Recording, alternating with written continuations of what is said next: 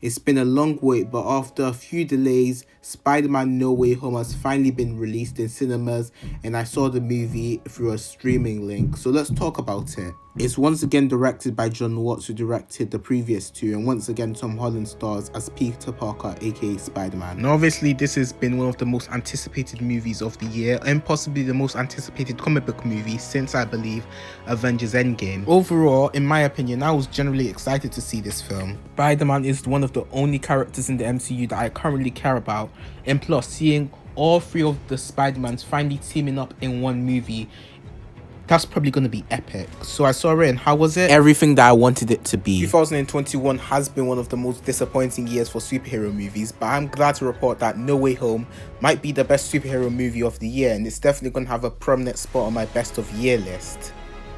My worries about this film having the multiverse in the similar way Spider-Man Into the Spider-Verse did have all washed away, because I honestly do think that since they do have Maguire and Garfield in it, it makes the story more coherent, and it also makes it more understandable, and it leads to some very creative aspects. With that being said, they do not hide the fact that this is a Spider-Man movie starring Tom Holland, because they still give Tom Holland time to shine. And once again, he was awesome. If you didn't really like Tom Holland's Spider-Man before, I think that you're going to like him a lot more after seeing this movie, because the writing and the character development that he goes through is epic and very emotional. And the sacrifices that he has to make in this movie are truly some of the greatest sacrifices that Spider-Man would make in the comics.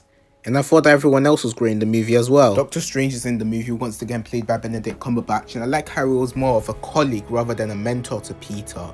And of course, we have villains from previous Spider-Man movies, and I thought they were okay. I do think that Marvel handled them much better than I thought they were going to, because obviously without Maguire and Garfield, this movie would be dumb. But because they're in it, it kind of made the villains a bit more useful. But in my opinion, I kind of saw these villains as fan service. It kind of felt like Sony were trying to bring in previous Spider-Man characters that people love in order to get more money at the box office. However, I will say that they do get a great redemption arc at the end of the movie, and I'm glad that Sony were able to make that some sort of Sinister Six movie within No Way Home. I also thought that the action sequences were very well done. I thought that they were some of the best parts of the movie, but in my opinion, what was spoiled was that they were very CGI heavy.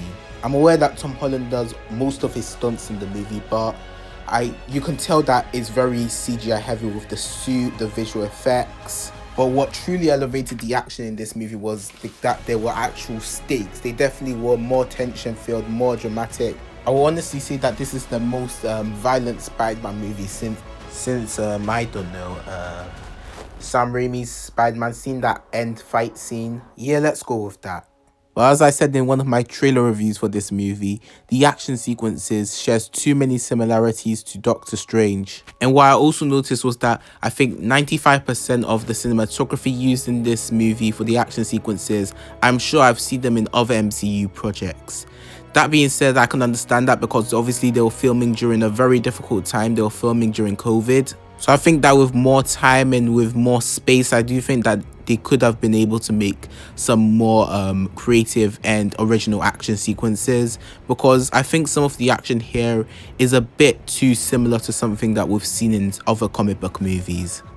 Now, just because this is the movie that everyone's been hyping for, it still has problems, because at the end of the day, it is still a film. And not every film or anything in general is perfect, with a few exceptions, of course. First off, people are saying that this is the best Spider-Man movie out there, and I would have to disagree. I do think that the best Spider-Man movie is still Spider-Man Into the Spider-Verse, mainly because the screenplay was told from an original point of view, and it had a more unique style. And I'm not saying that No Way Home had no creativity. In fact, it had the most creativity that I've seen from a superhero movie all year. But at the end of the day, the cinematography, most of the action sequences, and even some of the dialogue felt like your standard MCU movie. And that's what I've mainly been complaining about the MCU. Another issue I have with this film is the amount of fan service in it.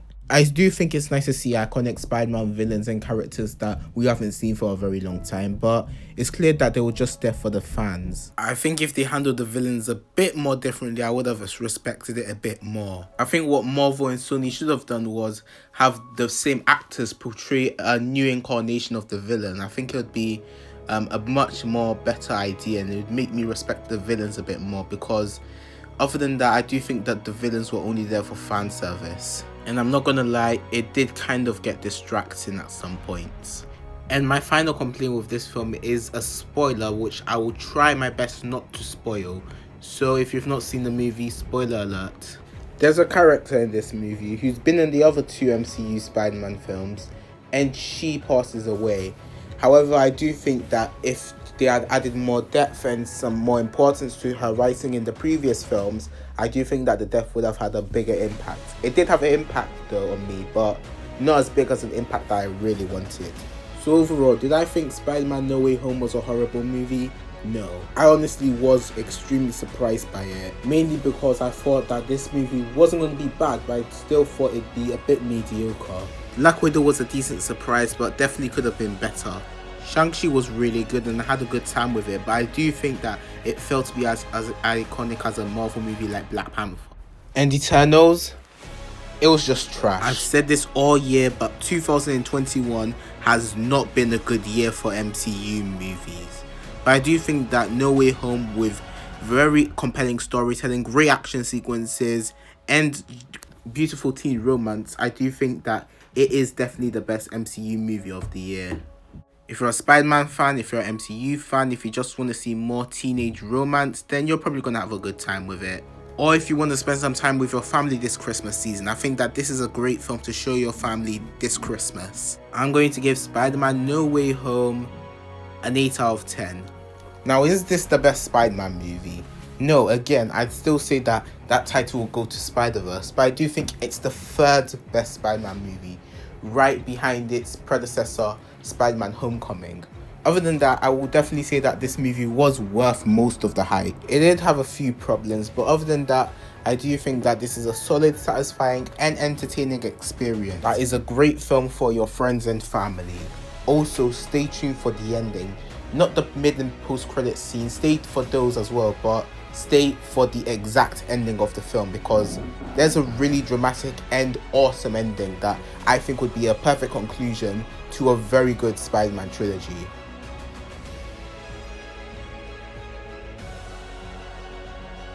Thank you all very much for watching. Let me know if you're going to see Spider-Man No Way Home, and if you did, let me know your spoiler and spoiler-free thoughts on the film. Also, rank the Spider-Man movies in the comments below, and stay tuned to my channel because I am going to be doing a lot of interesting content where I will be reviewing TV shows that I'm currently watching on Netflix, and obviously I've got my worst and best of 2021 list coming, so look forward to that. Thanks for watching everyone, like, share, comment and subscribe, and I'll catch all of you next time in another video.